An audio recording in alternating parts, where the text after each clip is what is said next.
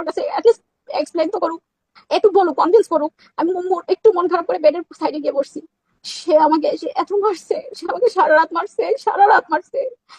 আপনারা দেখছেন রিসেন্ট উপদেষ্টা রাহিদকে যেভাবে মারছে, কোমর থেকে একটা দাগ, সেটা ভাইরাল হয়েছে, আপনারা সবাই দেখছেন। আমার পুরো কোমর থেকে নিচ অব্দি এভাবে দুই পায়ের মধ্যে সেভাবে এভাবে এভাবে জখম করে ফেলছে। সেই জখম, সেই জখম, আমি জানি না রাহিদ উপদেশটাকে কি দিয়ে মারছে, সে আমাকে এই জখম করছে এই লেভেলে, লাথি দিয়ে দিয়ে, পা দিয়ে লাথি দিয়ে দিয়ে, যে আমাকে ফুটবলের মতো লাথি দিতে দিতে বেড়ে উঠেছে, নামাইছে, মারতেই আছে, মারতেই আছে। আমি আমি নিতে পারি না। আমি জানতাম ওকে একটা দুটো চড় দেয় মানুষ, স্বামী স্ত্রীর মধ্যে এগুলো হয়, এভাবে মানে আমার জানা ছিল না। আমাকে এভাবে মারতেই আছে। তারপরে সে এক পর্যায়ে বের হয় বডি আনতে। সে প্রতি কথায় বডি আর ছুরি নিত, সে প্রতি কথায় বডি আর ছুরি নিত, সে বেরিয়েছে বডি আনতে।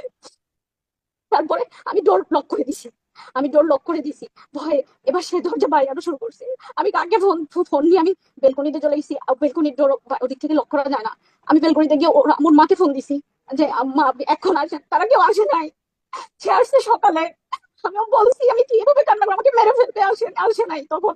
তারা আমাকে মেনে নেয় না এরকম না, বরং তারা তো আসছে। আচ্ছা আমি বলতেছি ধীরে ধীরে, আমি তো আর এমনিতে তার নাম্বার আমি পাবো কোথায়, আমাকে মেনে নেয় না, বিষয়টা তো এরকম না। আমি বলতেছি মা আমাকে মেরেই ফেলবে, আপনি আসেন, আসে না। কিন্তু এই জায়গায় আমার মা হইলে পারতো সহ্য করতে, সে রাতটা কাটাতে পারতো। সে ওই দরজা পড়ে দিয়ে ভাগে, সে ঢুকে, চিন্তা করতে পারে না আমার কেমন লাগে তখন। আমি শুধু একটা দোয়া পড়তেছিলাম, আল্লাহু খায়রুন হাফিজ, আল্লাহ ছাড়া আমাকে আজকে হেফাজত করার কেউ নাই। আমি তার পায়ে পড়ে গেছি যে আমি সরি, আর জীবনে বলবো না, আর জীবনে বলবো না। এগুলো আমার অপরাধ, কারণ আমি এরপরেও আবার এরকম কিছু একটা বলে ফেলতাম। কারণ আমি তো মেয়ে মানুষ, আমার মুখে চলে যান লেট করছো, এটা বললা, আমি খারাপ লাগতেছে এরকম। আমি তখন পায়ে পড়া শুরু করলাম, আমি আর জীবনেও বলবো না। ওকে এক্সপ্লেন করতে বলেন, ওকে কসম করতে বলেন, ও আমাকে ওইদিন মারছিল কেন এই একটা কথার উপরে। ওই দিন আরাফার দিন ছিল, সকালবেলা ওর মার সামনে আবার আমার সেই জঘন্যের উপরে আবার মারা শুরু করছে। আমি বলি আমাকে মাফ করো, আমাকে ছাড়ো। আমি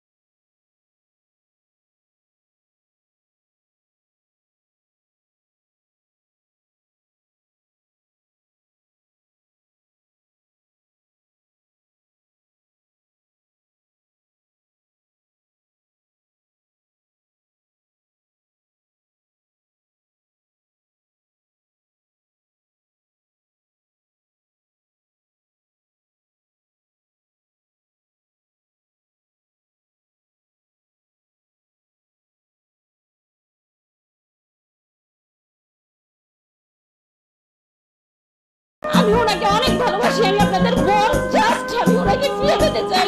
কাবা ঘরের গেলাম তোরে কানলেও আপনি আমাকে যে মিথ্যা অপবাদটা দিয়েছেন এটা মাফ হবে না যতক্ষণ না আমি মাফ করছি। What got the money got